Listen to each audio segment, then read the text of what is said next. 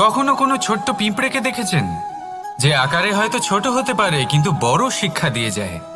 কিন্তু আমরা শিখি না। এবার দেখুন একটা পিঁপড়েকে, যে ভোজনের খোঁজে বাইরে বের হয়। একটা ছোট্ট দানা তুলে নেয়। ছোট দানা তোলে কারণ তার থেকে বেশি সে তুলতেই পারবে না। সে দানা নিয়ে চলতে শুরু করে। কোনো দেওয়ালে উঠে পড়ে, আবার পড়েও যায়।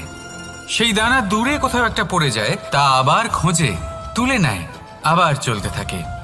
পড়ে যায়, আবার ওঠে, পড়ে যায়, আবার ওঠে। সেই দানাটা রেখে দেয়, আবার বেরিয়ে পড়ে ভোজনের খোঁজে।